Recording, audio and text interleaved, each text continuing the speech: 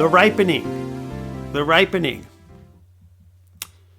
It is directly affected by the investigative judgment and the going forth of the three angels' message, as I touched upon and explained further in my series on the gospel and shadow and substance, particularly in the second part, accusation, azazel, and atonement. Revelation 14, three angels' message leads to a ripened world. We see the three angels' message in the beginning of 14, well, really starting in 14:6, and then after that, in 14:14 of Revelation onward, we see a ripened world. Why do we see a ripened world right after we see the three angels' message? Because as the world accepts and rejects this truth that is put out, these scriptural truths that have been unsealed, there is an effect. And when you reject truth and you resist truth, it has an effect on the direction you're going to take. And it ripens you. A heart either hardens or a heart softens. And of course, as mentioned, the heavenly books. Judged out of the books, Revelation 20 and verse 12, Psalm 56:8 is another reference to the heavenly record, Malachi 3:16, and of course Daniel 7:10. The court with the books are of central focus. Psalm 56:8, you number my wanderings, put my tears into your bottle. Are they not in your book? That's the heavenly book. Exodus 32:32, yet now, if you will forgive their sin, but if not, I pray, blot me out of your book, which you have written. Malachi 3:16, then those who feared the Lord spoke to one another, and the Lord listened and heard them. So a book of remembrance was written before him for those who fear the Lord and who meditate on his name. Okay, now before I get to this, let me go over here. In particular, where Michael stands up, and I think you brought up a really good point. And I don't know if you saw this or not, but you said that Michael stands up because he was sitting down, his work is finished. Well, how do we know he ever sat down? Hebrews chapter 1, verses 1 and 2. That upon his completion, his death on the cross, his resurrection, his ascension into heaven, and the ascension that we find 10 days prior to Pentecost is what we see in this heavenly throne room, Revelation 4 and 5, Daniel 7. I submit to you, that's what that entails. Now he's equating Daniel 7, okay, with Revelation 4 and 5. Now, Revelation 4 and 5 are not dealing with the heavenly day of atonement, okay? They're not dealing with the same thing. But he's basically saying that what we're seeing in heaven in Daniel 7:10 and the imagery of Daniel chapter 7, this investigative court imagery, he's basically equating that with Revelation 4 and 5. Revelation 4 and 5 is dealing with inauguration imagery. And that's the context of Revelation 4 and 5. Revelation 4 and 5 is not dealing with Day of Atonement. Now here in my presentation, additional info 3, behind the veil. I'll go to a couple of points here. So, when we look at this passage here, this hope we have as an anchor of the soul, both sure and steadfast, and which enters the presence behind the veil. So this is most holy place language, where the forerunner has entered for us, even Jesus. So again, Hebrews 6, 9, 19 and 20, it is using most holy place language. Contrary to what many Adventists even argue, it is using it. But it is not dealing with Day of Atonement. It is dealing with inauguration. It is dealing with inauguration.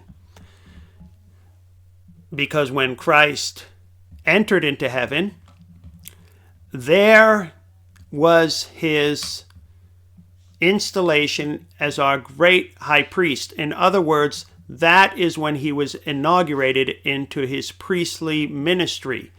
And with the inauguration of the sanctuary, every room of the sanctuary, the earthly sanctuary, was entered. This would be entered, it was at consecration. And so Christ consecrated the heavenly sanctuary. So again, inauguration, consecration, we could say, coronation of Christ's ministry in heaven, him entering into that phase of his ministry as our great high priest. All his work is the gospel. It's all good news, including his work as our great high priest. So there was another time when the most holy place would be entered. It was at consecration. And so Christ consecrated the heavenly sanctuary when he would enter into his high priestly ministry. You see? So he is our high priest. He enters into the heavenly sanctuary. He consecrates the heavenly sanctuary. But in 1844, he enters into the cleansing of the heavenly sanctuary. So we have the consecration that initiates or consecrates the ministry of Christ in the heavenly sanctuary, then in 1844. So there's not a contradiction here in understanding that Christ entered into the most holy place right from the beginning. You shall consecrate them, that they may be most holy, and whatever touches them must be holy. Hebrews 9:19-21. For when Moses had spoken every precept to all the people according to the law. Now this is in Hebrews now. Let's look at this language here. When Moses had spoken every precept to all the people according to the law, he took the blood of calves and goats with water, scarlet, wool, and hyssop, and sprinkled both the book itself and all the people, saying, This is the blood of the covenant which God has commanded you. Then likewise he sprinkled the blood both. He sprinkled, what did he do? Then likewise he sprinkled with blood both the tabernacle and all the vessels of the ministry. And that's an older video, and microphone's not so clear, but that's the point being made. That was inauguration, okay? And again, we can't separate Christ from the Father and say he only went into the Father's presence in 1844. But the earthly ministry was a shadow of the heavenly, okay? There is nothing separating Christ from the Father. But what these two apartments in the earthly sanctuary is ultimately pointing to are these two phases of the ministry of Christ. But we cannot limit Christ by the shadow, okay? The earthly sanctuary is the shadow. The substance is the heavenly sanctuary. And so Christ began his final phase of ministry in 1844. And these are points that I made in these earlier videos of mine. This one being belief number 24, additional information number 3, behind the veil. And some important points made.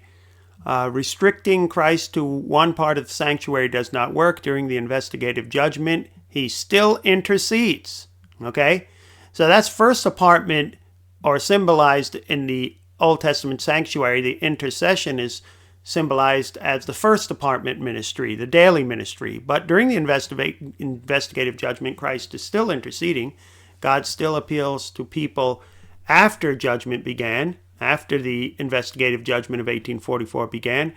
And during judgment, Christ carries out holy place and most holy place function. So again, in the earthly ministry, there were 24 divisions of priests, and only the high priest went into the most holy place. Well, Christ carries out there aren't 24 divisions of priests serving in heaven. It is Christ who is our great high priest in the heavenly sanctuary. So all of the priests of the Old Testament were pointing ultimately to the work of Christ as our great high priest. So we can't limit the heavenly by the earthly.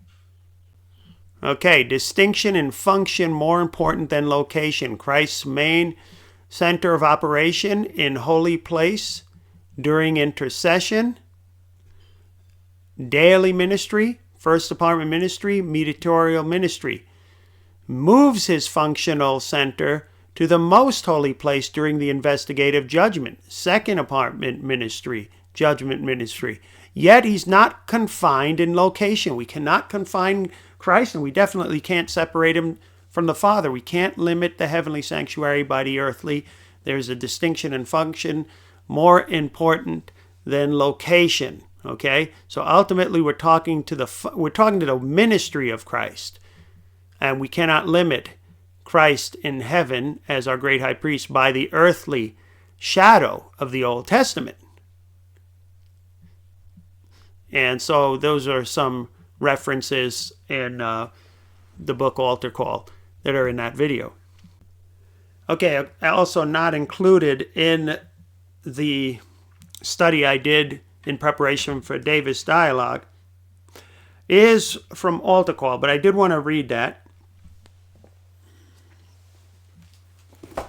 In Altar Call 174, 175 by Roy Gain, Altar Call. I presented this book before in other videos. Obviously, it's presented in the video I was just looking at. The book of Hebrews speaks of Christ beginning his ministry in heaven.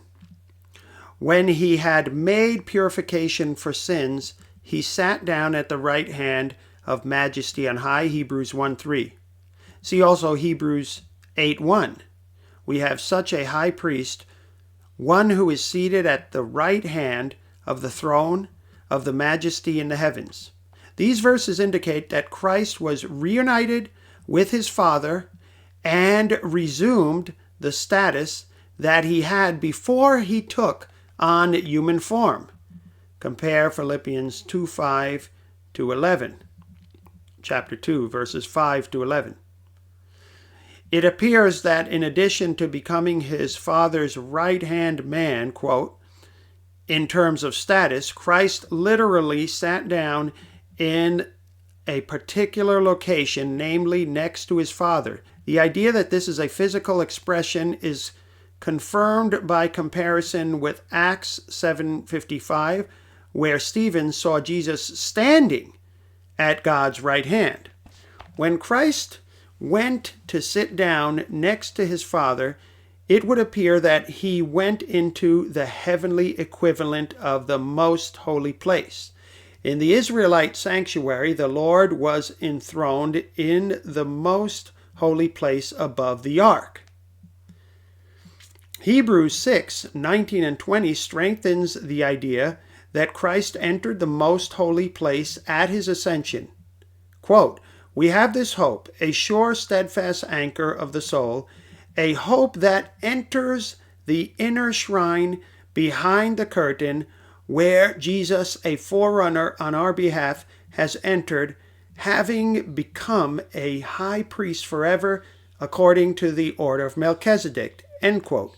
In the Old Testament, the expression, quote, inside the curtain, end quote, always means, quote, inside the inner veil, end quote. That is, inside the most holy place, Exodus 26:33, Leviticus 16:2 and 12 and 15, and Numbers 18:7. In fact, Hebrews 6:19 and 20 uses the same Greek expression for location inside or behind the curtain that is found in Exodus 26:33 and Leviticus 16:2, 12, and 15 in the ancient Septuagint Greek translation, which was available to the writers of the New Testament. It is true that in the Septuagint, the Greek word for curtain by itself could also be used for the outer screen that separated the holy place from the courtyard, Exodus 26:37, and for the screen that served as the gate into the courtyard. However, the combination, quote, inside the curtain, end quote, always translates a Hebrew phrase in which the word for curtain is paroket, meaning inner curtain. This Hebrew word is never used in the Bible with reference to the outer screen of the sanctuary or the screen that formed the gate of the courtyard.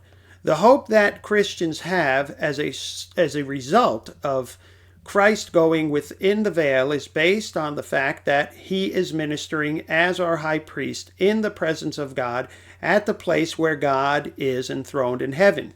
See Hebrews 4:14-16.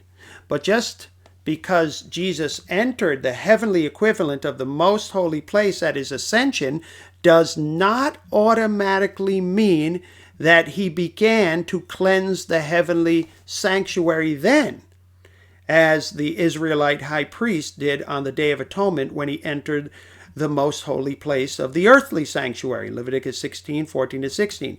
It was not the cleansing of the Israelite sanctuary on the Day of Atonement that pointed forward to the beginning of Christ's new covenant heavenly ministry, but rather the covenant sacrifices, Exodus 24:3-8, and the services that consecrated the sanctuary of Leviticus 8. As the writers of Hebrews makes clear, for when every commandment had been told to all the people by Moses in accordance with the law, he took the blood of calves and goats with water and scarlet wool and hyssop, and sprinkled both the scroll itself and all the people, saying, "This is the blood of the covenant that God has ordained for you." And in the same way he sprinkled with the blood both the tent and all the vessels used in worship. Hebrews 9:19-21, which I had already read. So basically what he's saying here is that Jesus partook in what would be the equivalent of the Old Testament inauguration of the sanctuary, whereby every apartment would have been entered. So when Jesus entered into heaven, yes, he entered into the most holy place, but it was not for the purpose of beginning the heavenly Day of Atonement or the investigative judgment at that time. So some people use that to try and contradict the Adventist position, but I explained that long ago in that video.